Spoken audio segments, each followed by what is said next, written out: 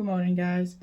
So some of you know that I spent 3 nights at York, just off an off chance, see if I can find anything spooky or just something I've always wanted to do. So my first night, I arranged to meet Mackenzie from Shadows of York.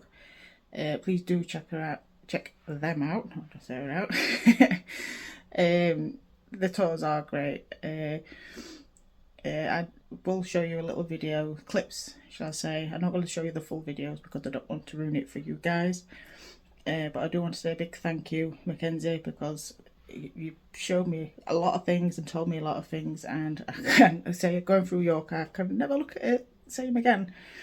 But yeah, it's very interesting, and guys, enjoy.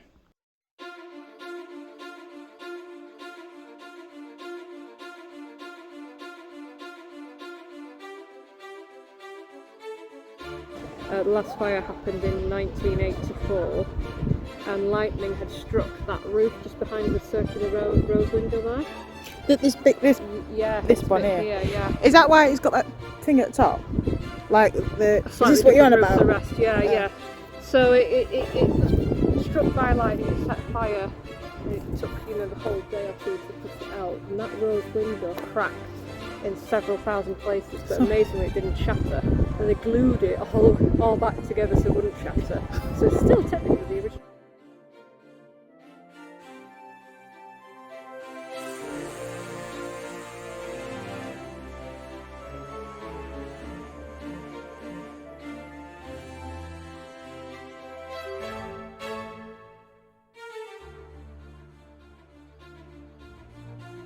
The stonework's original, but a lot of this is what you call a facade. If you look at the old photographs, it's not original. It just makes it look pretty. The building is as it was. The building has been used for priests to stay in. The building has been a slum house. And during the time when it was a slum, there is a story here about 2 brothers who lived in a room. We don't have names for the brothers, so I just like to call them William and Harry. Makes it easier. Why not? William's the oldest, Harry's the youngest, so that's easy enough, isn't it? And they had fallen on hard times and they needed to make some money, because unlike today, where if you fall on hard times you can get a little bit of help from somewhere, the government or citizens advice or job centre, etc. No, you have problems back then, you are out on the street and that is the end of it, no help at all. Either that or a workhouse. Nobody wants to go to a workhouse or a poorhouse. So they hatched a plan to steal some money from a priest that they knew would be coming back from the Minster back to where he lived in Bedden. And it started off bad but innocent-ish enough. So basically the plan is to jump him, drag him into the stick-away down there, knock him out, steal his purse, and when they fall on better times they will then put money back into the church. So they're in there as well. If you come closer, you'll be able to see some ghosts in the garden. See those 2 figures over there in the garden? I'm not sure who there's lots of various stories here, but the most famous one is in the cellars. In 1953, there was a young man called Harry Martindale who was working in the cellars of his house. And he was working by himself and suddenly heard the sound of a horn, and after a while he looked down from his ladder where he was working from and he saw a Roman soldier come out of the wall blowing on a horn. He then disembarked his ladder very quickly and scrambled into the corner, and he saw another Roman come out of the wall and another Roman, and it seemed like he saw about 20 Roman soldiers, and it seemed to go on for an eternity. When he could no longer see them or hear their footsteps, he then shot out of the cellar, and he was spotted by the then curator, and the curator had an inkling but went to him and said, "By the look on you, lad, I'd say you've seen them Romans." Thomas is quite boisterous. He'll run up to you with his little stick and literally jab you and run off. Ellen's more shy and she'll sort of hide round the corner. But this happened a few years ago, where they had some little nutcrackers that are now on that side. Yeah. They were in the window and they were all facing outwards. kind of like these guys are now. And there was a lass working behind the counter, and she heard something moving and the shop hadn't opened yet. She peered over the counter, and all the nutcrackers had been turned round to face her. Oh.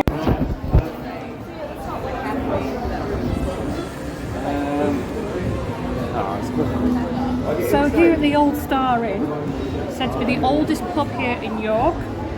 However, there is quite a few that have that title, but it's one of the ones that's had the longest running reign, shall we say, without stopping too often. It's supposedly meant to have been used as a makeshift hospital during the Civil War, but unfortunately, we've not really got any real records of this. There's just little bits and bobs. That, and also they said that they used to do surgery in the cellars. The cellars is quite awkward to get a body down there by today's standards, but it's still possible. But people who've worked here, lived upstairs, they've said that sometimes they've heard screaming coming from the cellars. But if you think about it, when people are doing surgeries or anything like that, there's no anaesthetic, there's nothing. So if somebody's having an amputation or anything, yeah. So we're currently walking along Great Lane. It's not its original name. It's Grote Lane. Grote Lane, oh. Before they were pulled down, because you can see the old and the new, many of these buildings, or as were brothels, and the one that I know was definitely a house of ill repute is literally this white walled building on the right hand side that sticks out slightly. Technically this is still Stonegate, but it's called Minster Gates. But behind me here is the only bookshop left on this street, if you will. This is Black Horse Passage. See the sign up there. This was a street or road or slip away through Hungate. I'm going to go from the bottom down. Quite often this was not a safe spot where the pickpocketing, muggings, raping for the junior. Probably still today, it's shame. Well, not as bad now. Don't worry with me.